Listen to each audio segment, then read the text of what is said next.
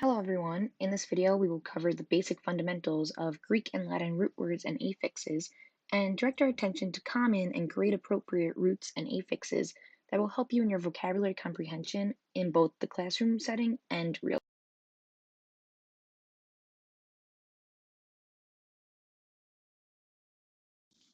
So, what are root words and affixes?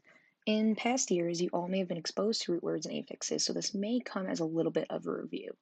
However, root words and affixes are incredibly important to know about and recognize because they can help improve reading comprehension in all areas of school, as well as understand unfamiliar words you may encounter.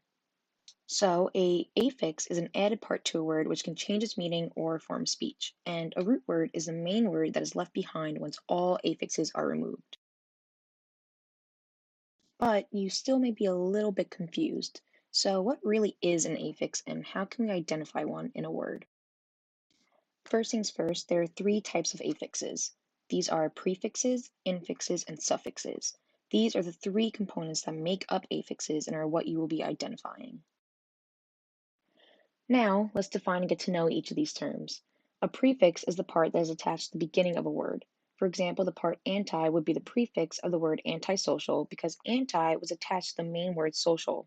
And since it was attached to the beginning of the word, it is classified as a prefix. An infix is a part of a word that was added or inserted to the middle of the word. Infixes are extremely rare in the English language, but they're still present every now and then. In the word cupsville, for example, the S was added in between the full word, making it plural, which makes the S the infix. Finally, we have suffixes, which are attached at the end of the word to change its form or meaning. In the word argument, the form meant was added to the main word argue to change the form of the word from a verb to a noun. And once again, since it was attached to the end of the word, it is classified as a suffix. So, now that we know what affixes are, what are the root words? If we were to think about the term root words literally, we can think about a tree's roots. The roots of a tree are the foundation in which the entire tree is formed on top of. You can't have the tree trunk or branches or leaves without having the roots firmly in place. This is exactly what a root word is. The root word acts as the main word or foundation that prefixes, infixes, and suffixes can attach themselves to. Let's look at a simple example really fast. In the word balloons, you have two parts that you can identify. If you split it up, you have balloon and S. Balloon would be your root word because it is the main part of the word. The S, which was added to the main word, would be the affix, or to be more specific, the suffix, since it was added at the end. Keep in mind that not all root words are full words, but most are like in this example. However, I will be showing you some root words in this video that are not full words, but will help you identify meanings much easier. Before we continue, here's the list of the current vocabulary words that are in this week's lesson. We are now going to learn the specific root words or affix meanings in these words, which will allow you to learn the vocabulary definitions easier and help the definitions to really stick. Learn some root words that are seen in your vocabulary words. We have crone, which means time, temp, which also means time, air or arrow, which means air, seed, which means to go or to yield, fract or frag, which means to break, liber, which means to free, mater, martyr, matri, which means mother, pater and patri, which means father, and opt, which means I.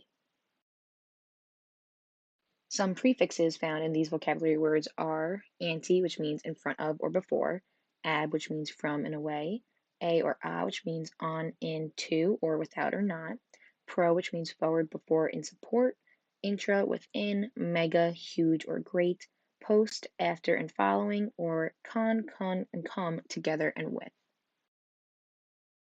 Finally, some suffixes are us or es, which means full of or characterized by, iv or itive, ative, inclined or tending toward, ic, relating to or characterized by, eyes, which means to make, to cause, phi or ifi, which means to make, age, which means result of an action or collection, and some characterized by a specific quality, condition, or action. Now you should be able to identify parts of a word and separate them into root words and affixes, and should be able to identify the meanings of these different roots and affixes. Since you now know these, you can take educated guesses to the meaning of unfamiliar vocabulary words or even identify word synonyms and antonyms. To practice, we can look at two familiar words that are in the vocabulary list. Concede, which has the prefix of con, which means to come together, and the root of cede, which means to go or to yield, has the definition of to surrender or to come to an agreement to. If you did not have the definition already, you would be able to try to take a guess of this definition by combining the prefix, which means to come together, and the root, which means to go or to yield. Now look at the word secede, which also has the root word cede, which means to go. However, it does not share the same prefix of concede, which we know meant to come together. By seeing this, we can guess that secede has an opposite definition of concede and can understand why secede means to withdraw instead of coming together. Now, let's try an unfamiliar word. Break down the word and first try to separate it in order to identify the roots and any affixes it may have. Here we have the word intrapersonal, which can be separated to have a prefix of intra and a root of personal. We know that the prefix of intra means within, and we should all know that personal means pertaining to oneself. Since you know the definition of the prefix intra, you can now make an educated guess to the word's definition. By knowing the prefix's definition, you should have been able to decide or guess that the definition of interpersonal was one that was similar to occurring within the individual self or mind. Now, how can we make sure that this definition, or the one that you guessed based on your root and affix knowledge, is correct? You can all be sure and check your answer by searching the online dictionary database. To do this, first head to this link or search Webster Dictionary in google.com. You can also search on this dictionary by downloading their app on any device that you may have. Once on the website or app, you can go to the search bar at the top of the page and type in the word that you are trying to find the definition of.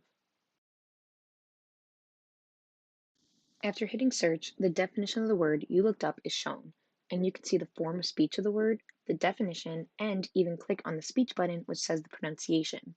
You can also click on the thesaurus button afterwards, which is located under the search bar, which will show you the synonyms and antonyms of the word. However, you can see that the definition you educationally guessed for the word interpersonal was correct because you were able to use your knowledge of its prefix to figure out the definition. As you all can see from this video, Greek and Latin affixes and root words are extremely important to know about because of how they can change your understanding of vocabulary words and create a deeper understanding of these words, as well as unfamiliar words in different school subjects or even your everyday conversations. You can now use this knowledge to memorize vocabulary words quicker and easier and decipher the definitions of others.